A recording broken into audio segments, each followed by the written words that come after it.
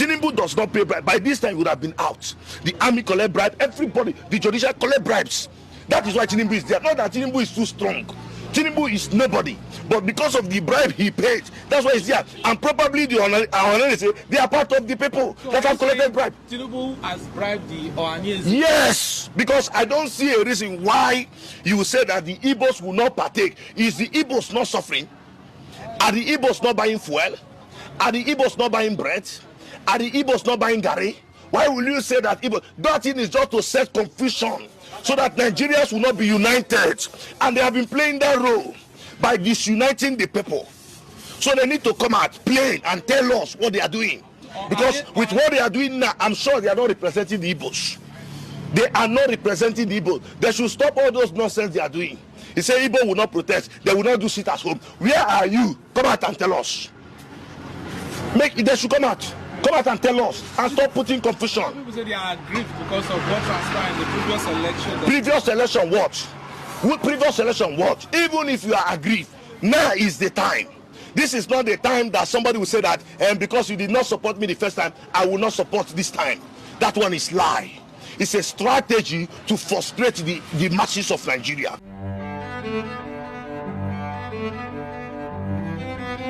Hello, my brothers and sisters in Africa, from Africa, and those of you from all over the world. How are you guys doing? I hope everyone is fine, especially those of you in Nigeria. How are you guys doing over there? And I understand that life has been very difficult for you guys.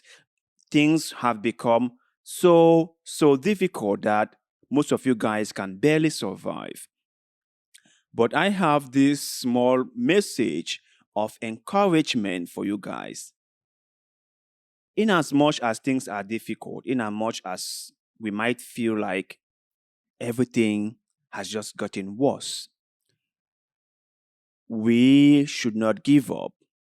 We should not stop doing what we are doing.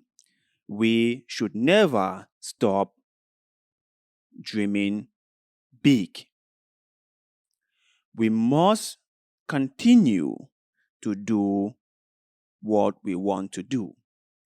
We must continue to make sure that we keep our dreams and goals and aspirations alive. Because without that, we are nobody. Without that, we have no purpose. Without that, we become nobody. Please do not forget that. So let's get on with some of our stories for today. And then we shall begin from Nigeria. There are a couple of videos that I want us to watch, and they share our thoughts and opinion on what the people in the videos were saying. So let's get on with the first video. Everybody they hungry, they want eat. For market too cost. Small garawa wey they sell 4,000 before, we they sell at 15,000 now. Who won't buy? Sometimes we feel like crying, but who do you cry to? People are dying of hunger. People are lamenting. Salary cannot use it's for them again.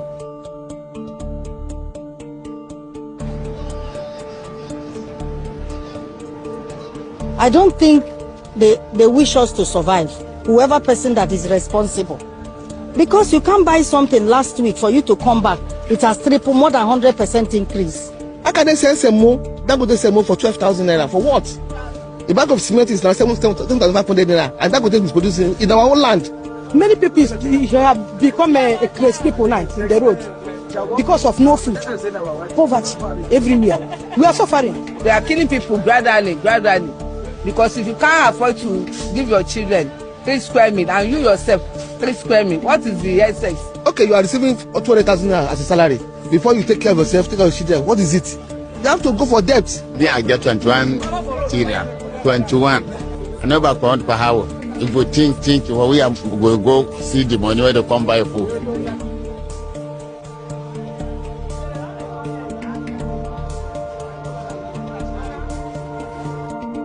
Three square meals. If I see two square meals each with my children now, thank God. I have like 3 children. But before we used like 3,000 naira for pot of soup. Now, 10,000 naira we will not eat with 2 quality soup. We no longer eat 2 square meals. Oh. Even the 1 square meal, we are even trying to manage. And they say cut your coat according to your size, but now it's according to the cloth available. Rice is the commonest food we eat, but I can't buy rice. I cannot afford to buy rice as it is now. Even the local rice, I can't afford to buy. The place where they come buy be like you one bag now. Now only quarter buy you go a house. Pepe, where you buy them, that's a tarado. Where you buy 1 bag, 25,000, now 70,000. So we are Nigeria be now, we are the go. Unlike before, if the price they will buy, some will buy like 2 pence, 3 pence, 1 bag. But now if you cut the price, they will just run away. I bought a bucket of beans 2 weeks ago for 3,000 naira. All for me to come today is 4,000 plus. Now 200 naira rice no dey. My pikin for school, they don't tell them to make them no bring 200 naira for money for food again.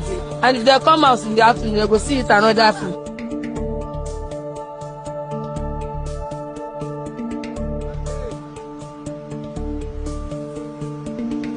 Except they are wishing Nigerians dead.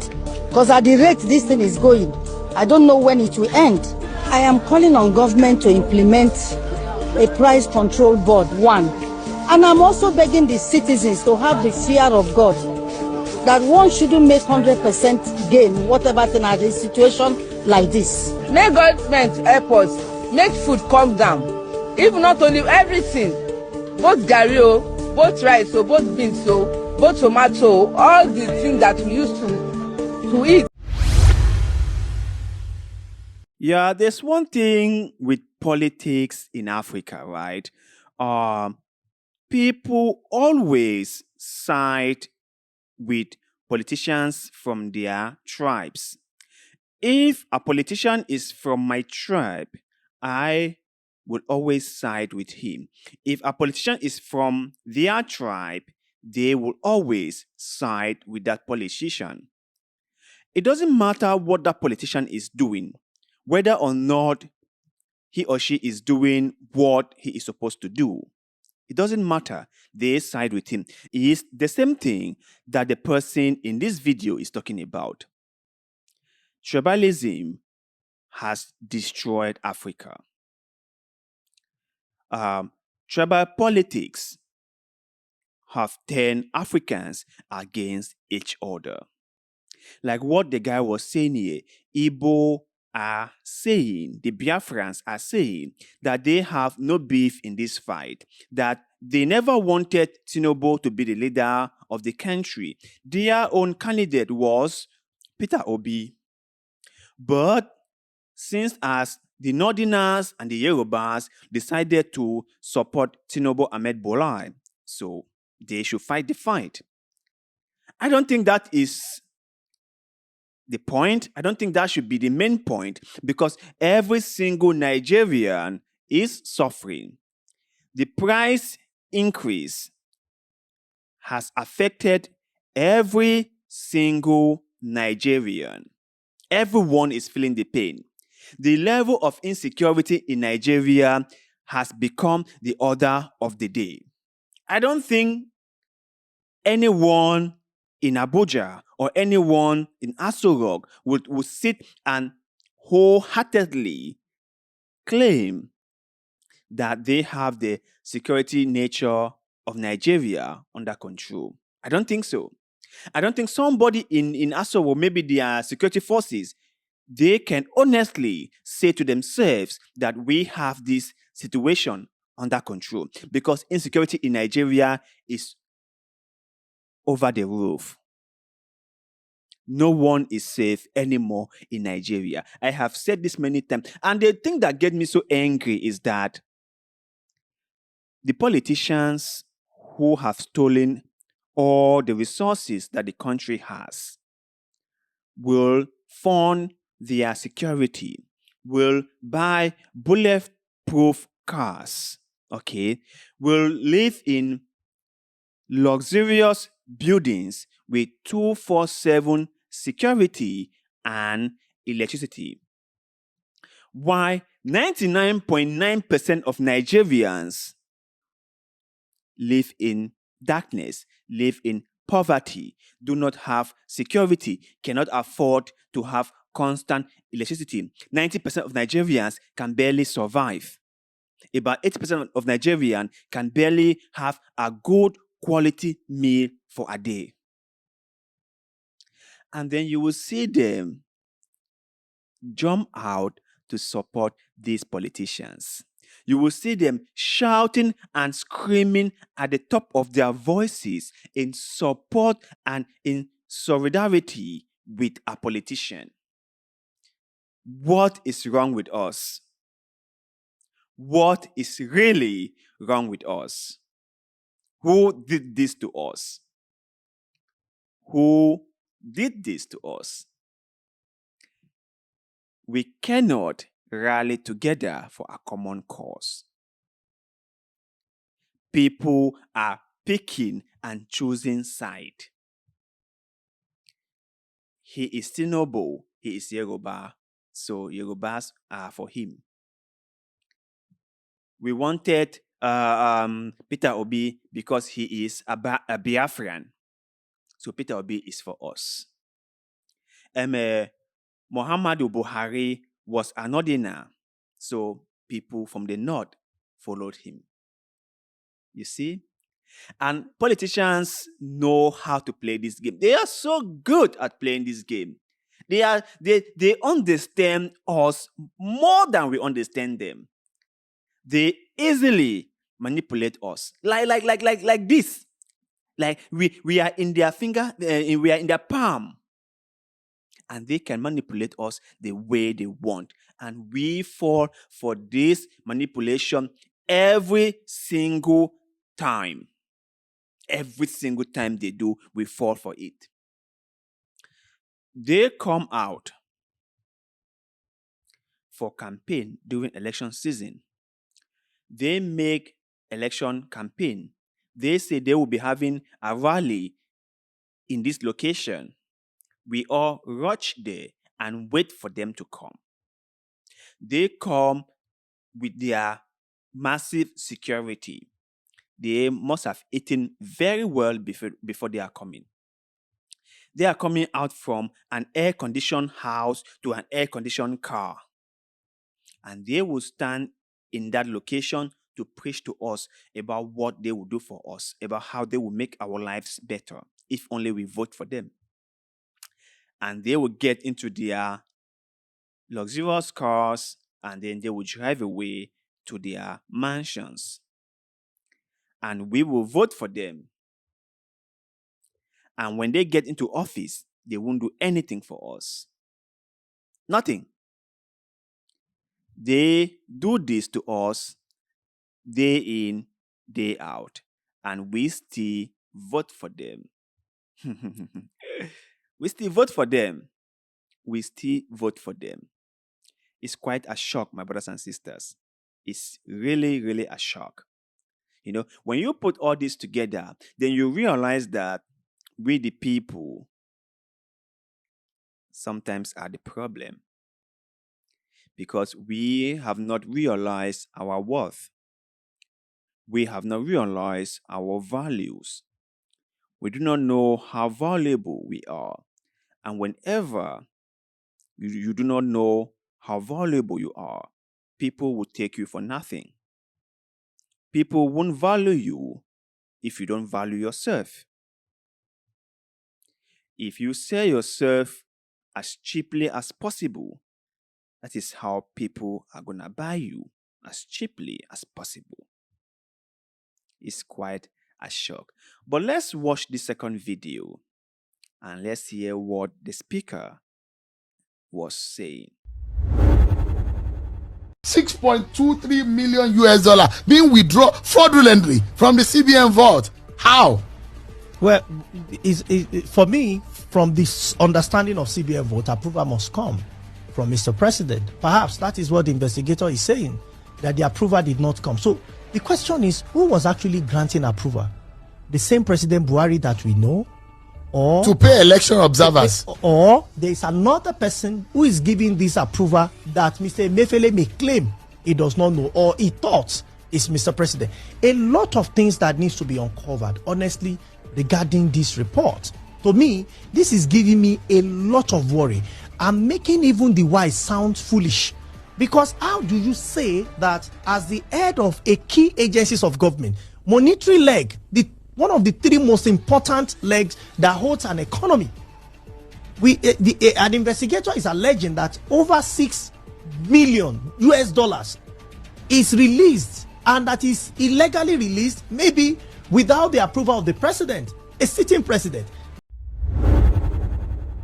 Yeah, it's just bribery and corruption. In Africa, especially in Nigeria, politicians do what they like to do and then nobody hold them accountable for. The politicians are like a gang, like a mob, right? They are all for each other. They all support and defend each other. They all rally in support of one another. So no matter what they do, they just go scot-free, right? Nobody hold them accountable. Nobody asks them any question. It's only in Africa that you will see open corruption being displayed in front of your own very eyes, and no one does anything, right? No one asks any questions. No one hold anyone responsible. And even the people who are supposed to make sure that corruption like this, or embezzlement, or bribery, or misappropriation of public funds doesn't happen, those people are also so corrupted. So who is going to police the policeman? That is the $100 million question. Who will police the policeman? Who will police the policeman? It's a shock. Let me just say one thing before I go. We are in an area of information. And I believe in the power of information. Like I have always said, knowledge is power, and information is the key. In order for you to resolve anything, you must know exactly what is broken. If you do not know what is broken, you cannot fix it. Our system is broken. We need to pause and rethink, because the thing we have in Africa called democracy is not working out. It's not working out. It's not working out. We have to rethink of a system that will work out for all of us. Politicians have taken the people for granted. The politicians have used us. They have abused us. And they keep on abusing us. We have to stand up. We have to get educated. We have to get knowledge. And we must understand that we and only we will have to stand up for ourselves. Nobody will do that for us. Nobody. But you guys out there, my fellow compatriot in Nigeria, what is your take on all these issues that Nigeria is facing? Do you think that the Nigerians, the ordinary people, can be blamed for their situations? Do you think that the people are partly responsible for what they are going through? What is your take? Share that with us in the comment section below, because like always, we love hearing what you have to say. And please do us a favor by liking this video, sharing it, and also subscribe to this channel, because that helps us a lot and we shall forever be grateful to you. So thank you very much for doing just that. And like always, see you in the next one.